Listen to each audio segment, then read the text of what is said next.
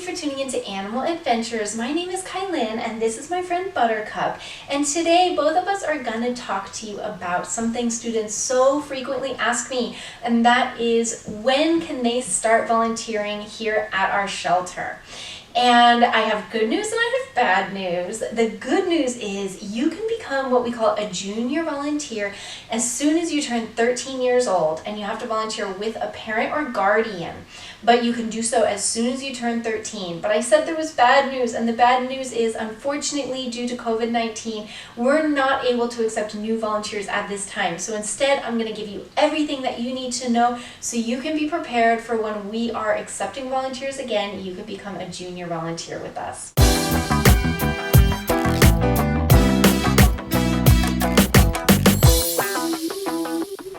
So I mentioned as a junior volunteer that you need to be volunteering with a parent or guardian.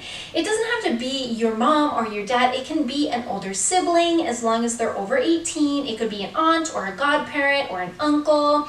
It can be someone who is an adult over 18 years old, but it has to be the same person every time. You both need to be trained in the same role, and no matter what, you both have to attend together every single time you come in to volunteer.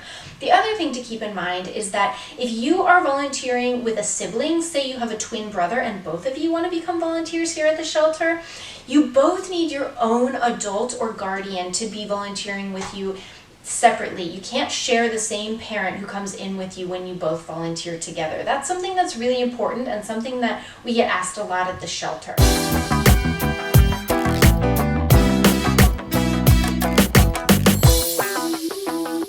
So, as soon as it's time to start volunteering, what are the steps to volunteer? The first thing that you need to do is attend an orientation. And the way you sign up to attend an orientation is go onto our website. We make it super simple. We'll post multiple dates where orientations are offered over a period of several weeks. And those orientation dates fill up pretty far in advance. So I recommend you do this as soon as you can and as far in advance as possible. Keep an eye on our website, and as soon as we are accepting new volunteers, we'll post those orientation dates, grab a spot, and then you can attend your first orientation. What does orientation entail? So, orientation is going to be a thorough rundown of everything you need to know about our shelter.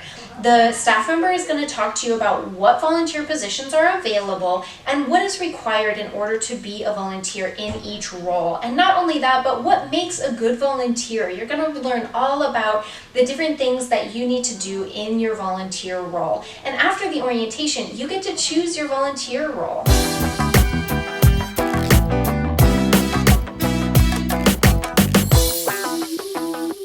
So there are multiple different positions that you can volunteer in as a junior volunteer. And of course, I know what you're thinking. The most popular ones are dog and cat TLC. And that's just making sure that the cats and dogs, like Buttercup here, have enough attention and socialization and get enough exercise. So if you decide to work with the dogs, then you're going to be taking dogs on walks, you're going to be sitting with them in their dorms, giving them treats, hanging out with them, making sure that they're happy and feeling loved and cared for. If you volunteer with the cats, like Buttercup here, then you'll be playing with them, brushing them, socializing them, making sure they get enough love and attention, and also exercise as well.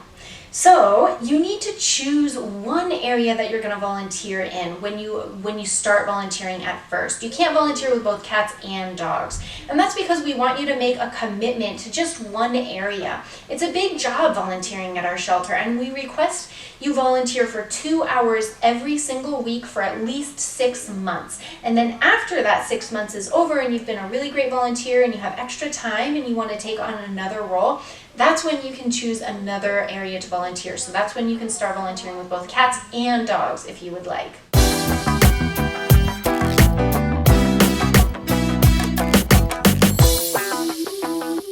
So after you attend your orientation, after you've chosen what area to volunteer in, let's say you choose dogs, then what happens? Then you're going to need to attend a training session. That's when you're going to come into the shelter and you're going to meet with either a staff member or a very advanced volunteer, and they're going to teach you all about the role, what you need to do, how to be safe in the role, which dogs you can work with, which ones you can take on walks, which ones you can't do that with yet. And you're going to get the information about how to get into the doggy dorms, all types of things like that.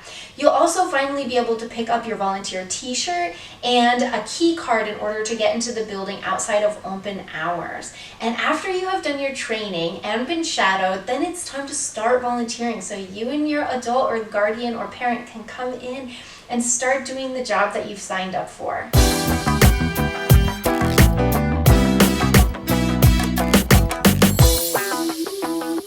Becoming a junior volunteer is a lot of hard work, but it's so rewarding, and it feels so good to know that you're giving back to the animals in your community. And we really rely on our volunteers to not only help animals in our care and make sure they're comfortable and social and friendly and happy while they're with us, but to tell us when something's going on with an animal. So after you interact with a cat, for example, you could write in their cards that it says, today they were feeling pretty shy, but they're so much more outgoing than they were last week.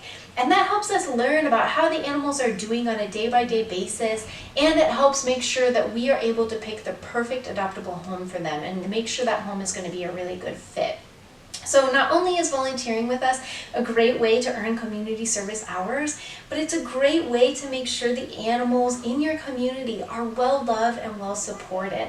So I can't wait until I get to see you around the halls here in our shelter, and I can't wait for the day that we're able to accept volunteers again. Until then, I will continue to see you in animal adventure videos, and I'll see you all next week with a new episode.